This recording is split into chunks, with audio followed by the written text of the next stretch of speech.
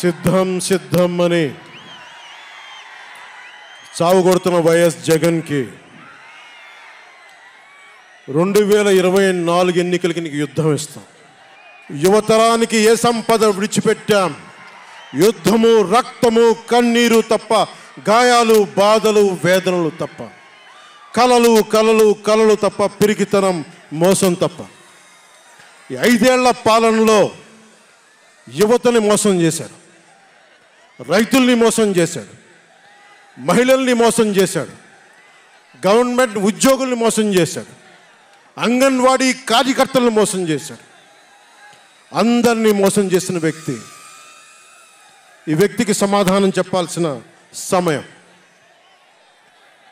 తెలుగుదేశం, జనసేన ఈ రోజున తాడేపల్లిగూడెంలో ఈ జెండా సభకి విచ్చేసిన ఆంధ్రప్రదేశ్ రాష్ట్ర నలుమూలల నుంచి వచ్చిన అభిమానులకి, తెలుగుదేశం తమ్ముళ్ళకి, తెలుగు మహిళలకి, మబ్బుల్లో పరిగెత్తే పిడుగులాంటి జన సైనికులకి, వీర మహిళలకి, వేదిక పైన ఉన్న తెలుగుదేశం సీనియర్ నాయకులకి, పెద్దలకి, తెలుగుదేశం మహిళా నాయకురాళ్ళకి 4 దశాబ్దాల సుదీర్ఘ అనుభవం, ఆటుపోట్లు తట్టుకొని నాకే ఉత్సాహం వచ్చేలా, నన్నే ఉరకలు పెట్టించేలా రాజకీయ ఉద్దండలు శ్రీ నారా చంద్రబాబు నాయుడు గారికి నా హృదయపూర్వక నమస్కారాలు.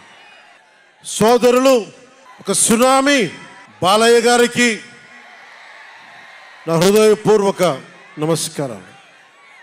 వేదిక పైన జనసేన నాయకులకి, ప్రతి ఒక్కరికి నా హృదయపూర్వక నమస్కారాలు. సముద్రం ఒకటి కాళ్ళ దగ్గర కూర్చొని మొరగదు, తుఫాను గొంతు చిత్తం అనడం ఎరగదు, పర్వతం ఎవరికి వంగి సలాం చెయ్యదు. గొంతెత్తితే ఒక దేశపు జెండాకున్నంత పొగరుంది.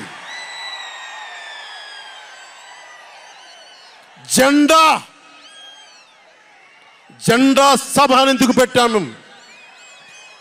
మీరు మోసే తెలుగుదేశం జెండా కానీ, జనసేన జెండా కానీ మన పోరాటానికి స్ఫూర్తి, మన విజయానికి స్ఫూర్తి.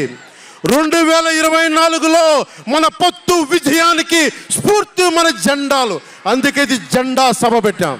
ఎన్నికల్లో బూతుల్లో వైసీపీ రౌడీలు, గూండాలు బూత్ క్యాప్చరింగ్ చేస్తే ఆ జెండాని మడత పెట్టి కర్ర తీసుకొని ఎదుర్కొనేలాగా, అందుకని జెండా సభ పెట్టాం.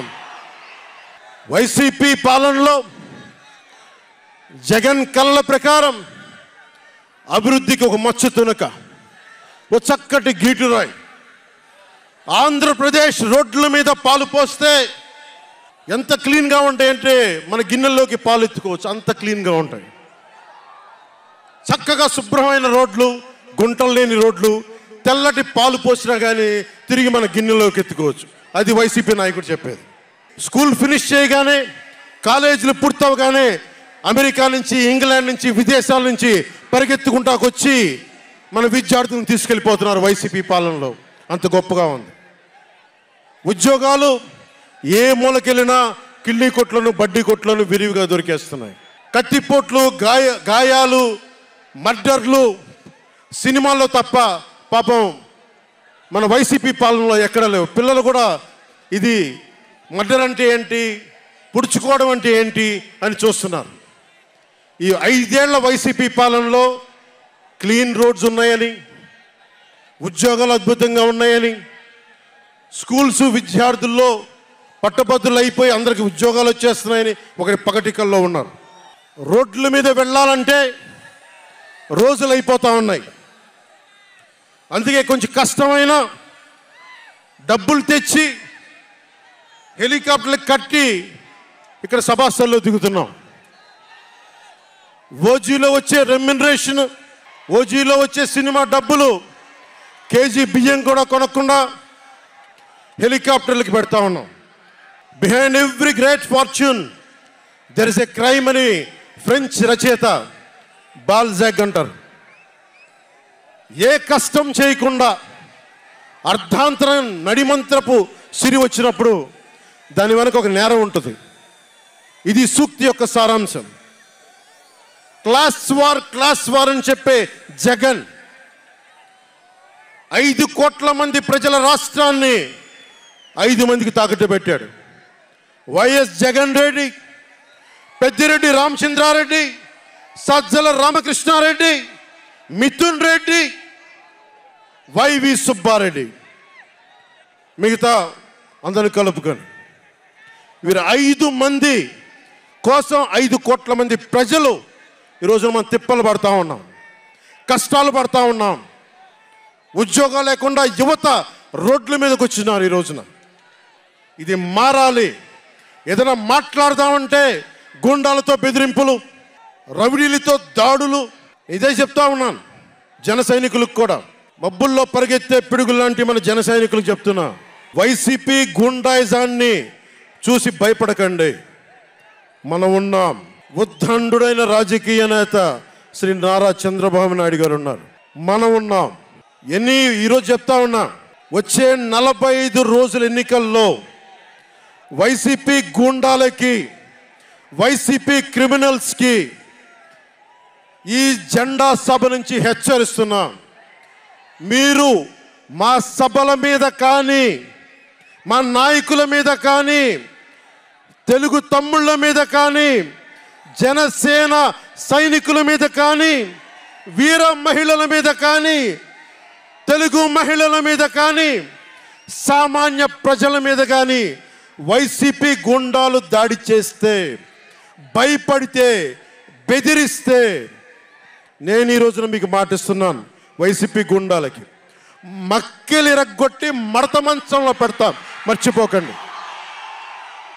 5 మంది ఏ ఊళ్ళైనా సరే, ఉత్తరాంధ్రకి వెళ్ళు, పశ్చిమ గోదావరికి వెళ్ళు, తూర్పు గోదావరికి వెళ్ళు, రాయలసీమలోని అనంతపురం, కర్నూలు, ఏ జిల్లాకైనా వెళ్ళు, ఈ 5 మంది పంచాయతీలు చేస్తూ ఉన్నారు. ఈ 5 మంది. మిగతా వారికి ఎవరికి అక్కడ రాష్ట్ర వనరుల మీద కానీ, వేటి మీద కానీ ఆధిపత్యం లేదు, హక్కు లేదు. ప్రతి దానికి ఎవరు ఎంత కావాలి, ఎంత ఇవ్వాలి అనేది వీళ్ళు చెప్తారు, ఈ 5 మంది చెప్తారు. ఇది క్లాస్ వార్. జగన్ మాట్లాడితే ఒక్కడు అమ్మా నేను ఒక్కనేనమ్మా, అమ్మా నేను ఒక్కనేనమ్మా అని సాగు కొడతా ఉంటాడు. అరే ఉన్న నా ఒక్క ఎమ్మెల్యేని తీసుకెళ్ళిపోయిన నువ్వు ఒక్కడివా? నువ్వు డెమోక్రసీ నీడ్స్ ఎటర్నల్ విజిలెన్స్ అంటారు. ప్రజాస్వామ్యాన్ని కాపాడుకోవడానికి నిరంతర పహారా ఉండాలి. 2014 పార్టీ పెట్టినప్పటి నుంచి ఈ రోజు దాకా నేను చేస్తుంది ప్రజాస్వామ్యాన్ని కాపాడే ప్రయత్నాలే. అందుకని నేను తీసుకునే కొన్ని నిర్ణయాలు పార్టీ పరంగా ఉండవు, వ్యక్తిపరంగా ఉండవు, రాష్ట్ర ప్రయోజనాలకు ఉంటాయి, దేశ ప్రయోజనాలకు ఉంటాయి. అంతేకాని ఏ రోజున కూడా వ్యక్తి ప్రయోజనాలను ఆశించి నేను ఎప్పుడు రాజకీయం చేయాల. ప్రజాస్వామ్యాన్ని కాపాడటానికి రాజకీయం చేశాం, ప్రజాస్వామ్యాన్ని కాపాడటానికి పొత్తులు పెట్టుకున్నాం. డెమోక్రసీలో ఎప్పుడు కూడా ఒక డిసెంట్ ఉంటుంది, ఒక వ్యతిరేకత ఉంటుంది. కోఆపరేషన్ అండ్ కన్ఫ్రాంటేషన్, సహకారం, సంఘర్షణ 2 పక్కన ఉంటాయి. సంఘర్షించాల్సిన పరిస్థితులు ఉంటాయి, సహకారం ఇవ్వాల్సిన పరిస్థితులు ఉంటాయి. ఇప్పుడు 2024కి సహకారం ఇవ్వాల్సిన పరిస్థితి. మనం సహకరిస్తుంటేనే, తెలుగుదేశం జనసేన సహకరించుకుంటేనే 5 కోట్ల మంది ప్రజల మనోభావాలు, వారి భవిష్యత్తు బంగారంలా ఉంటుంది. మనలో మనం కలహించుకుంటే మళ్ళీ ఈ దుర్మార్గుడు, దాష్టీకుడు అయిన జగన్ మళ్ళీ వచ్చి ప్రజల్ని కంటకంగా మారతాడని చెప్పి తగ్గించుకొని మరి ప్రజల్ని గెలిపించడానికి మరి ఈ రోజున జనసేన నడుం కట్టింది. నేను మాట్లాడుతున్నప్పుడు ఒక విషయం చెప్తా ఉంటాను మీకు. మార్టిన్ నిమోలర్ అనే ఒక ప్రీస్ట్, జర్మనీ, హిట్లర్ సమయంలో ఆయనకి అండగా వచ్చాడు. హిట్లర్ చాలా గొప్ప నాయకుడని ఎందుకు చెప్తా ఉన్నానంటే, జగన్ కోసం 98% చాలా అన్ని వర్గాల్లో కూడా జగన్ వెంట వెళ్ళారు. 2019లో నేను ఒక్కొక్కరి చెవులో ఇల్లు కట్టుకొని మరి చెప్పా, జగన్కి ఓటేయకండి, ఓటేయకండి, మంచిది కాదని. జగన్ బతుకు జూబ్లీ హిల్స్ సొసైటీ ఫామ్ అయినప్పటి నుంచి నాకు తెలుసు. అదే చెక్ పోస్ట్లో ఏం చేసేవాడు నాకు తెలుసు. కాంటికి రెస్టారెంట్ బంజారా హిల్స్లో ఏం చేసేవాడు తెలుసు. మాట్లాడితే నా వ్యక్తిగత జీవితం గురించి మాట్లాడుతూ ఉంటాడు. నీ వ్యక్తిగత జీవితం గురించి మాట్లాడాలంటే నా దగ్గర టన్నుల ఇన్ఫర్మేషన్ జగన్, మర్చిపోకు. ఇప్పుడు దాకా నువ్వు పవన్ కళ్యాణ్ తాలూకు శాంతిని చూసావు, మంచితనాన్ని చూసావు. జగన్ నీకు యుద్ధాన్ని ఇస్తాను, మర్చిపోకు. యుద్ధం. మార్టిన్ నిమోలర్ ఒకటే చెప్పాడు, హిట్లర్ని సపోర్ట్ చేసే వ్యక్తి ఒక్కళ్ళ కోసం కాదు. సోషలిస్టులు వచ్చినప్పుడు నేను సోషలిస్ట్ కాదని చెప్పి హిట్లర్ ఎస్ఎస్ సైన్యం సోషలిస్టుల కోసం వస్తే నేను సోషలిస్ట్ని కాదని చెప్పి వెనక్కి వెళ్ళిపోయాడు. సహకరించలేదు, ముందుకు రాల వాళ్ళు రక్షించడానికి. కమ్యూనిస్టుల కోసం వస్తే నేను కమ్యూనిస్ట్ని కాదని చెప్పి కామ్గా ఉండిపోయాడు. యూదుల కోసం వస్తే నేను యూదుని కాదని చెప్పి కామ్గా ఉండిపోయాడు. కార్మిక నాయకుల కోసం వస్తే నేను కార్మిక నాయకుడిని కాదని చెప్పి కామ్గా ఉండిపోయాడు. తన కోసం వచ్చినప్పుడు ఎవ్వరూ లేరు. ఈ రోజున ఒక 4 దశాబ్దాల సుదీర్ఘంగా ఉన్న ఒక ఎక్స్పీరియన్స్డ్ రాజకీయ ఉద్దండుణ్ణి 53 రోజులు జైల్లో పెడితే నాకు బాధేసింది, నిజంగా బాధేసింది. ఆయన సతీమణిని అనకూడని మాటలు అంటూ ఉంటే నాకు బాధ కలిగింది.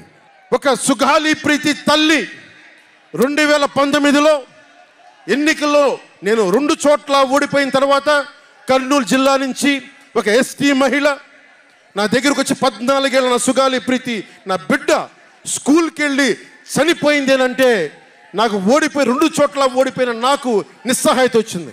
ఇట్లా ఏ మూలకెళ్ళినా ఒక కౌలు రైతులు కానీ, గిట్టుబాటు ధర రాని రైతులు కానీ ప్రతి ఒక్కరూ వారి కష్టాలను చూసి చలించిపోయాను.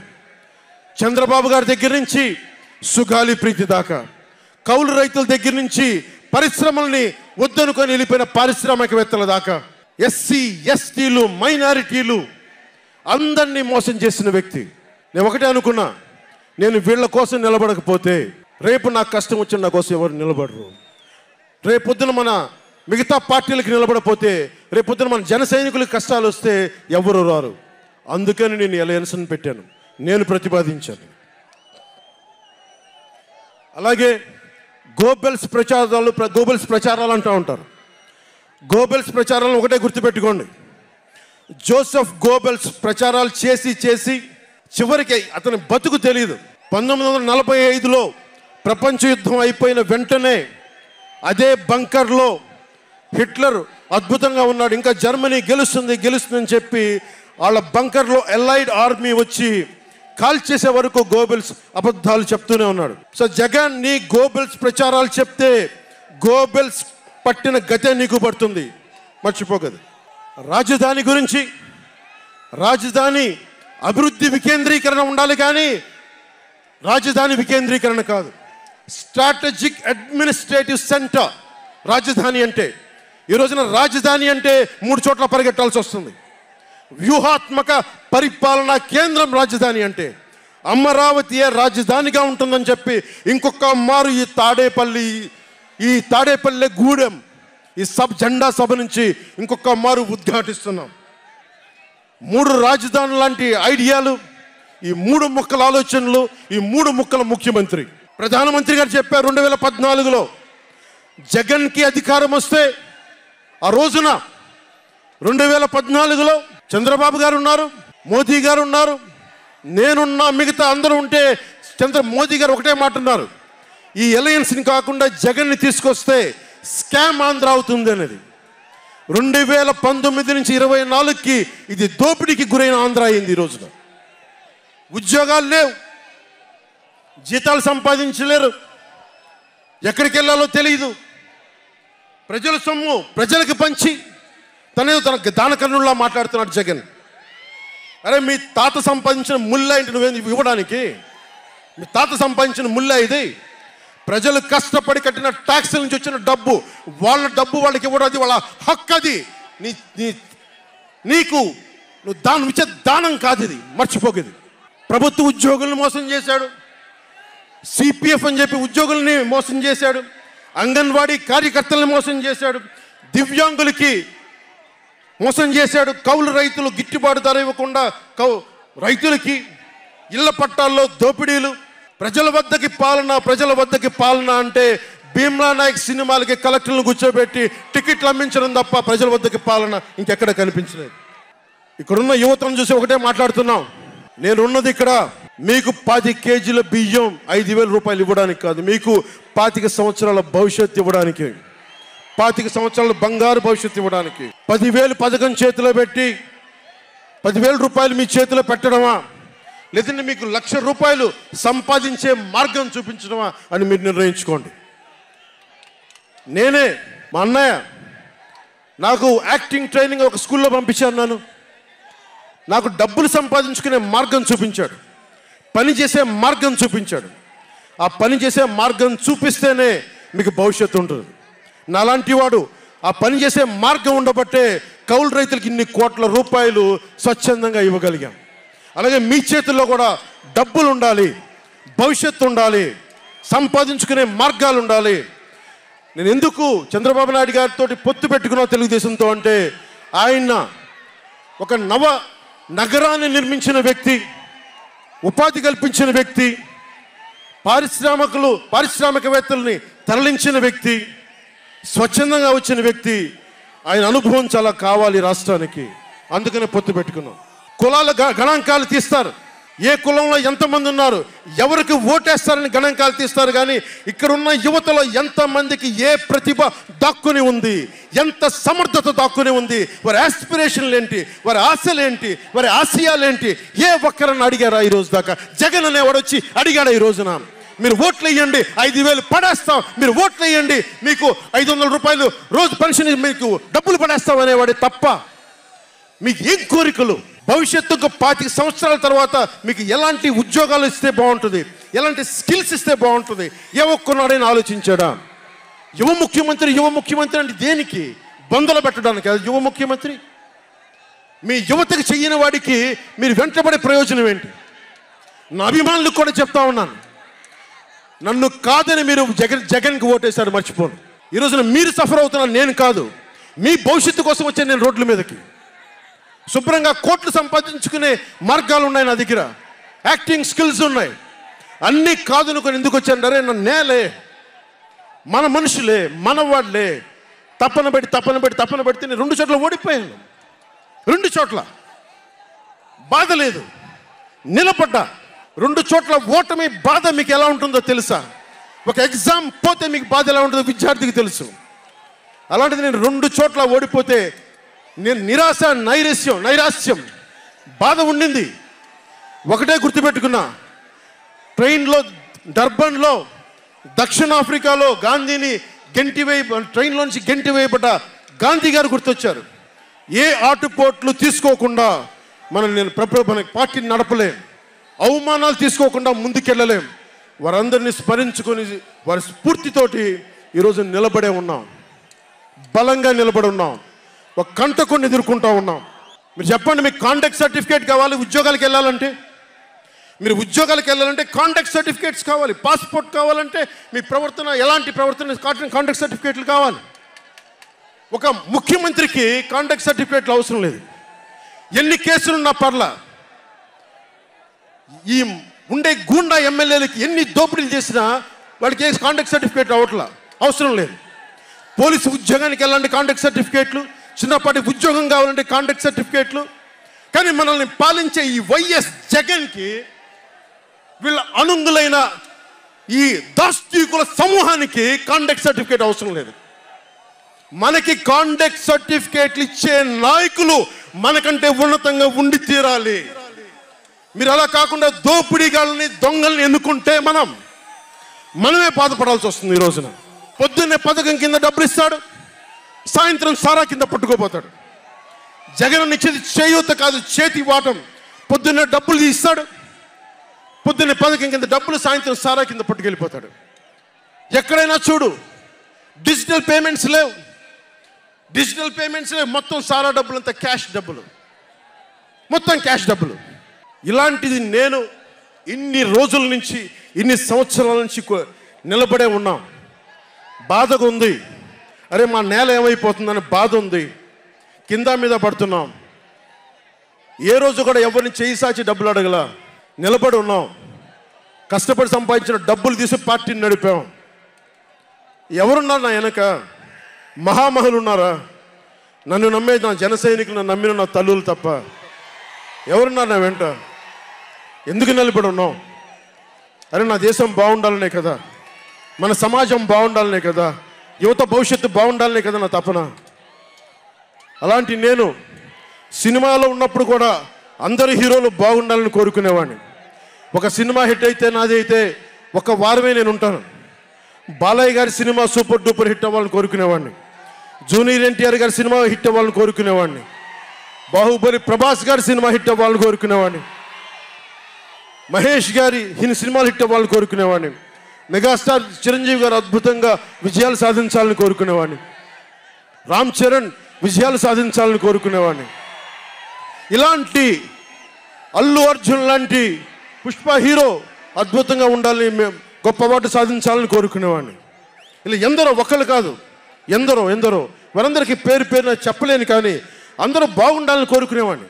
అలాంటి నేను కోరుకుంటుంది కూడా మీరందరూ బాగుండాలి. మనలో మనం కొట్లాడకుండా, కులాల మధ్య కొట్లాడకుండా, వర్గాల మధ్య పోరు లేకుండా, ప్రాంతీయ విభేదాలు లేకుండా ఆంధ్రప్రదేశ్ సుభిక్షంగా ఉండాలని తపన పడేవాడిని నేను. అలాంటి నేను కొన్ని నిర్ణయాలు తీసుకుంటాం. ఆ నిర్ణయాలు ఎలాంటివి? నాకు సంబంధించినవి కాదు, ప్రజలకు సంబంధించినవి. పొత్తులో భాగంగా నేను 24 స్థానాలు తీసుకున్నాను. 24 అసెంబ్లీ స్థానాలు తీసుకుంటే ఇంతేనా అంటున్నారు. 24ఏనా? ఇంతేనా? మనోళ్ళు కాదు, అవతలి వాళ్ళకి తెలియట్లా. బలిచక్రవర్తి కూడా వామనుణ్ణి చూసి ఇంతేనా అన్నాడు. బలిచక్రవర్తి కూడా వామనుణ్ణి చూసి ఇంతేనా అన్నాడు. నెత్తి మీద కాలు పెట్టి బలిచక్రవర్తిని అధాపాతాళానికి తొక్కుతున్నప్పుడు తెలిసింది ఎంతో అని. ఇంతింతై వటుడింతై నభో వీధిపై నంతై తోయిద మండలాగ్రమునకంతై వామనవతారాన్ని చూపిస్తుంది జనసేన.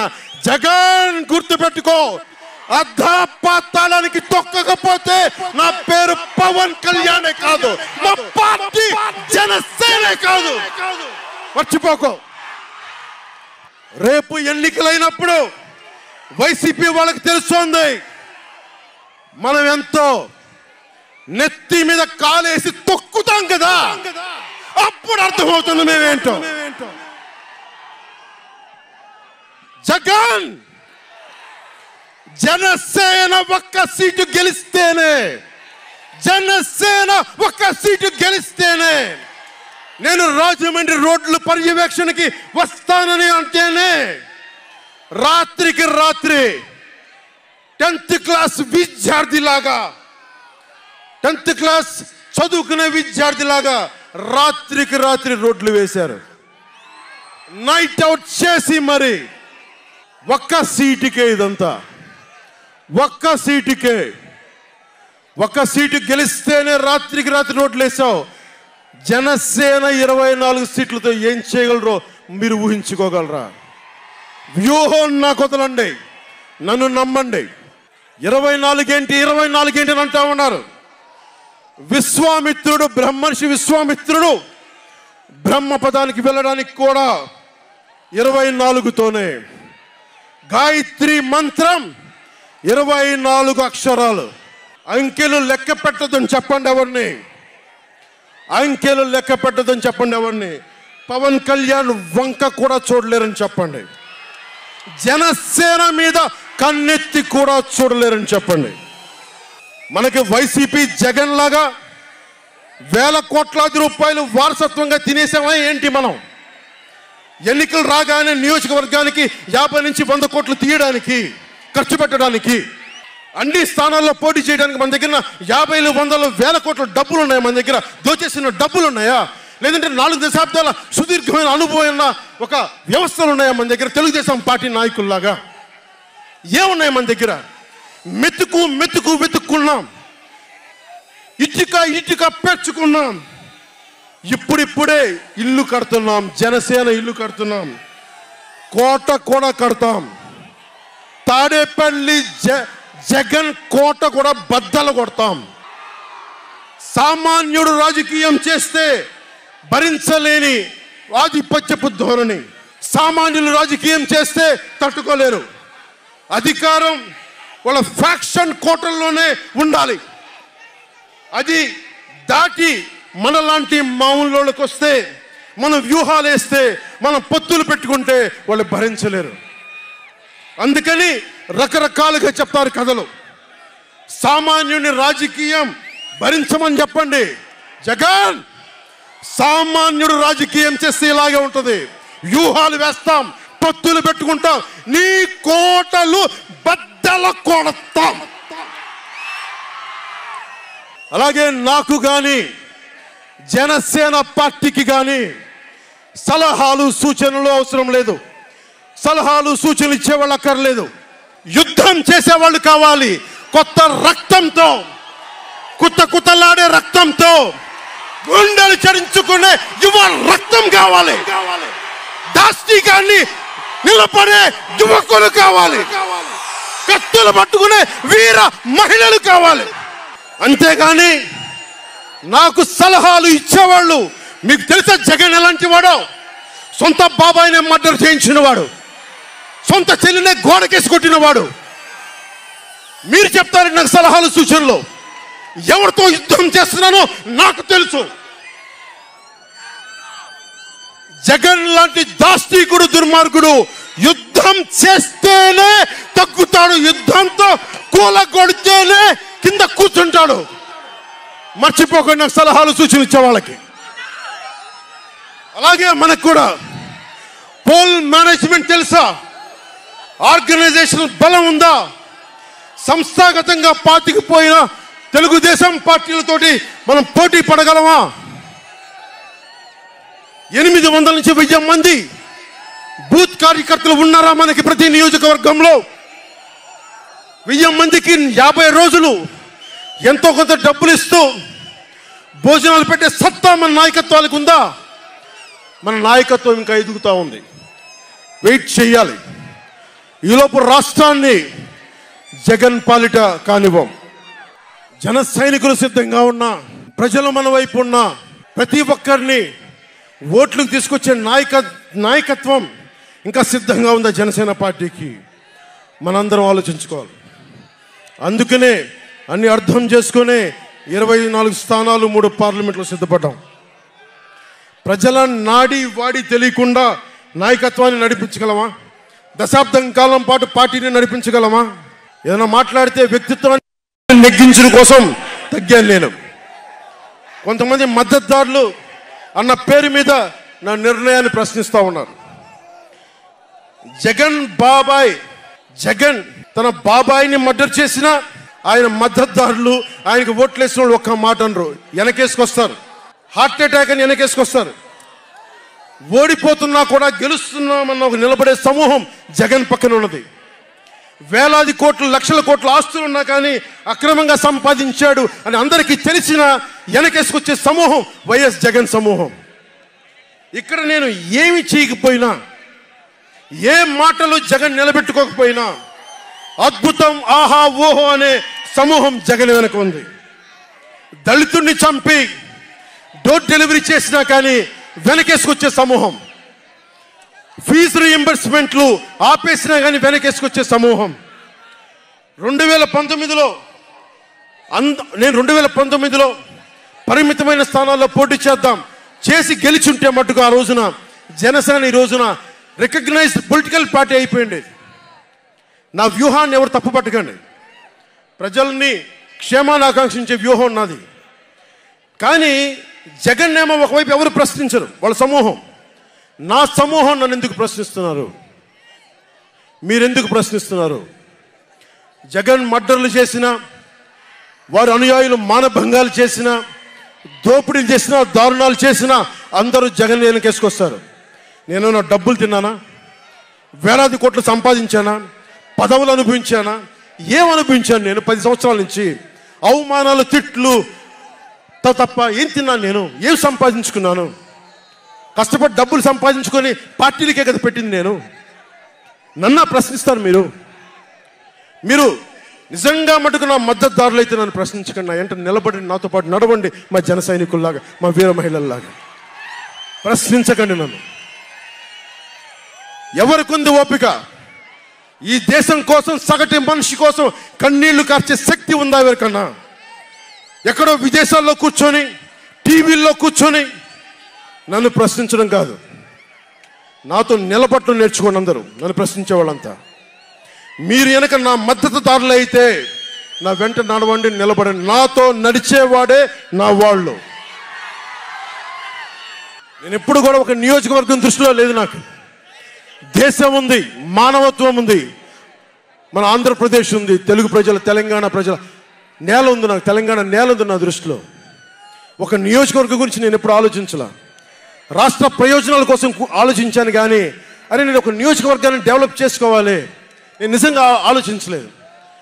నేను ఒకటే అనుకున్నా, నేను ఇంతమంది కోసం పనిచేస్తున్నప్పుడు నా కోసం ఆలోచించే ఒక నియోజకవర్గంలో ఉండి కొద్దిమంది పనిచేస్తారని ఆశించాను. దురదృష్టం, అనుకున్నంత పని చేయలేకపోయారు. సంతోషం. ఒక నియోజకవర్గం వ్యక్తిని కాదు నేను. ఓడినప్పుడు మీతోనే ఉంటాను, గెలిచినప్పుడు మీతోనే ఉంటాను. నేను ఎక్కడి నుంచి పోటీ చేసినా సరే.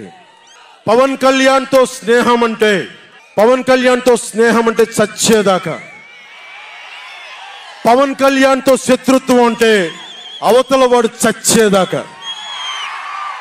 ఇద్దరు కలిస్తే చూడలేడు, నలుగురు నవ్వుకుంటే చూడలేడు, 10 మంది పచ్చగా ఉంటే భరించలేడు.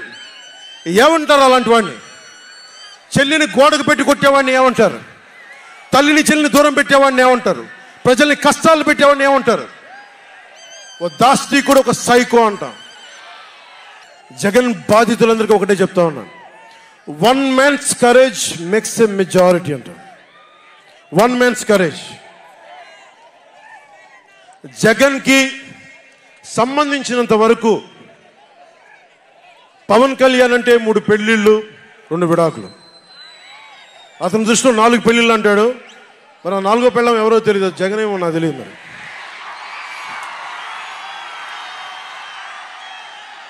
నాకు ఇదే విసుగొస్తుంది. జగన్ లేని 4వ పెళ్ళవుటే నువ్వేరా. నేను ఎప్పుడైనా సరే భారతి గారికి కూడా చెప్తున్నాను, మేడం భారతి గారు, మీరు ఊహించుకోండి, మేము ఎప్పుడన్నా సరే మిమ్మల్ని చాలా గౌరవంగా భారతి గారు, మేడం భారతి గారు అంటాం. మీ ఆయన ఇంత నీచంగా ప్రవర్తించినా కానీ, చంద్రబాబు గారి సతీమణి కానీ, నియోజకవర్గంలో ప్రతి ఒక్కరిని ఇబ్బంది చేసినా కానీ, నా ఇంటి సతీమణి నన్నా కానీ పెళ్ళాలను సంబోధిస్తాడు. ఆ మాట మిమ్మల్ని అంటే ఎలా ఉంటుంది భారతి గారు? ఆలోచించండి ఒకసారి. నాకు తెలుగు వచ్చు, నేను పెద్ద ఇంగ్లీష్ మీడియం చదువుకున్న వ్యక్తిని కాదు, నాకు చాలా భాష వచ్చు, కానీ సంస్కారంగా ఉండదని మాట్లాడినంతే. జగన్, నీకు సంబంధించినంత వరకు నేను 3 పెళ్లిళ్ళు 2 విడాకులు. పవన్ కళ్యాణ్ అంటే జగన్ చెప్తున్నా విను, పవన్ కళ్యాణ్ అంటే ఆంధ్రప్రదేశ్ ప్రజల భవిష్యత్తు. పవన్ కళ్యాణ్ అంటే ఈ దేశపు యువత కాలంలో, పవన్ కళ్యాణ్ అంటే కన్నీళ్లు తుడిచే చెయ్య, పవన్ కళ్యాణ్ అంటే అర్ధరాత్రి పరిగెత్తుకుంటా వచ్చి ప్రాణాపాయంలో ఉన్న 108 అంబులెన్స్, పవన్ కళ్యాణ్ అంటే ఆడబిడ్డలకి రక్షణగా ఉండి చేతికి కట్టే రాఖీ, పవన్ కళ్యాణ్ అంటే పెద్దోళ్ల భుజం మీద ఉన్న కండువ, గర్వంతో ఎగిరే జాతీయ జెండా పవన్ కళ్యాణ్ అంటే. పవన్ కళ్యాణ్ అంటే నిన్ను నట్టేటను ముంచే తుఫాన్, గుర్తుపెట్టుకో. నిన్ను అధాపాతాళానికి తొక్కే వామనుడి పాదం పవన్ కళ్యాణ్ అంటే గుర్తుపెట్టుకో. 1 man's courage makes a majority అని. ఒక అర్ధరాత్రి కికారణ్యంలో అడవులు, సింహాలు, పులులు, తోడేళ్లు, గుంట నక్కలు తిరిగే చోట ఒక్కడు వెలిగించిన కాగడ అడవిని జయిస్తుంది. ఒక్కడు వెలిగించే కాగడ అడవిని జయిస్తుంది. ఒక్కడి ధైర్యం, ఒక్కడి సాహసం, ఒక్కడి ప్రతిఘటన కొన్ని కోట్ల మందికి తిరగబడే ధైర్యాన్ని, బలాన్ని ఇస్తుంది. మహాత్మా గాంధీ, అల్లూరి, నేతాజీ, బాబాసాహెబ్ అంబేద్కర్, ఇలాంటి మహానుభావులు ఎందరో స్ఫూర్తిని తీసుకొని వారి అడుగు జాడల్లో నేను ఒక్కడినే 2014లో ఒక గొంతుకెత్తాను, ఒక్క అడుగు ముందుకేశాను, ఒక్క ప్రతిఘటన చేశాను, ఒక్క యుద్ధం మొదలుపెట్టాను. అది 2024కి. అక్కడ దూరంగా ఉన్న వాటి మీద ఎక్కి ఉన్న జన సైనికులు, విదేశాల్లో కూర్చున్న తెలుగు ప్రజలు, ఎక్కడో టీవీల్లో వీక్షిస్తున్న మహిళలు, పెద్దలు, పిన్నలు ఉద్యోగం మరి ఆపేసి పని పక్కన ఆపేసి టీవీలో కూర్చొని చూస్తున్న ఈ ఉపన్యాసాన్ని చూస్తున్న ఒక సగటు యువకుడు,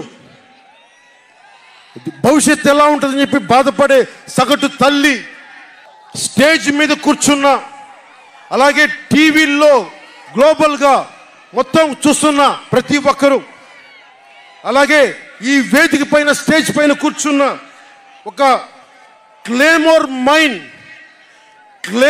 మైన్ ఆయన వస్తున్న జీప్ని అలిపిల్లి ఎగిసి 16 అడుగులు ఎత్తున కొడితే కింద పడి మరి చొక్కా దులుపుకొని పదండి రాజకీయం చేద్దామని చెప్పి 4 దశాబ్దాల నుంచి రాజకీయం చేస్తున్న ఒక రాజకీయ దురంధరుడు చొక్కా దులుపుకొని మరి పదని చూద్దాం ఎవడొస్తాడని.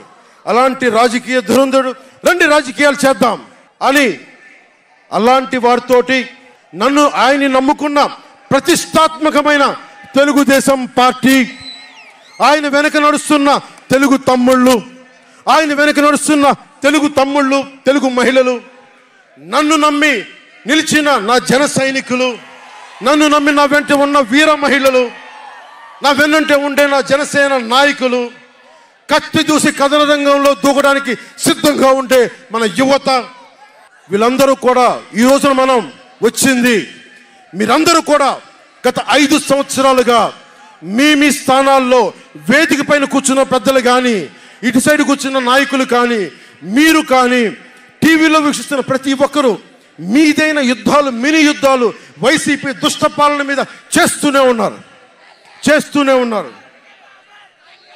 ఈ రోజున తాడేపల్లిగూడెం నుంచి నేను ఒకటే పిలిపిస్తున్నా, ఈ మినీ యుద్ధాలన్నీ కలిసి ఒక మహాయుద్ధాన్ని ప్రకటిస్తున్నాను. 2024 ఎన్నికలకి ఒక మహాయుద్ధానికి శంఖారావం పలుకుతున్నాను. ఇది నా దేవదత్తం. ఇది లక్షలు కోట్ల ప్రజల ఆశల కోసం ఈ మహాయుద్ధాన్ని ఆవాహన చేస్తున్నాను. రాష్ట్ర ప్రయోజనాల కోసం ఒక దాష్టీకుడితో పోరాటం చేయడానికి ఒక మహాయుద్ధాన్ని ఆవాహన చేస్తున్నాను. ఈ రోజున నేను శంఖారావం పూరిస్తున్నాను. ఈ రోజున ఈ విధ్వంసకర పాలనని ఆపుదాం. ఈ వైసీపీ విధ్వంసకర పాలనని ఆపుదాం. ముందుకు తీసుకెళ్దాం. వైసీపీ గడిల్ని బద్దలు కొడదాం. మీకు బంగారు భవిష్యత్తుని తెచ్చే బాధ్యత, శాంతి సుస్థిరత ఇచ్చే బాధ్యత తెలుగుదేశం పార్టీ, జనసేన తీసుకుంటుంది. తెలుగుదేశం పార్టీ వర్ధిల్లాలని కోరుకుంటూ, తెలుగుదేశం విజయం సాధించాలని కోరుకుంటూ, జనసేన వర్ధిల్లాలని కోరుకుంటూ, జనసేన విజయం సాధించాలని కోరుకుంటూ, ప్రధానమంత్రి నరేంద్ర మోదీ గారు మరొక్క మారు ప్రధానమంత్రిగా రావాలని కోరుకుంటూ, భారతీయ జనతా పార్టీ వర్ధిల్లాలని కోరుకుంటూ మేము ముందుకెళ్తున్నాం. మీరందరూ మాతో పాటు కలిసి నడవండి. మీ భవిష్యత్తు కోసం నేను అండగా ఉంటాను. పొత్తు గెలవాలి, జగన్ పోవాలి. జనసేన టీడీపీ పొత్తు గెలవాలి, జగన్ పోవాలి. వైసీపీ నేలమట్టం అవ్వాలి. ఒకటే గుర్తుపెట్టుకోండి. ఏం చెప్తాం? హలో ఏపీ చెప్తామా? Hello AP, hello AP, hello AP. మనం గెలుస్తున్నాం, ప్రభుత్వాన్ని స్థాపిస్తున్నాం.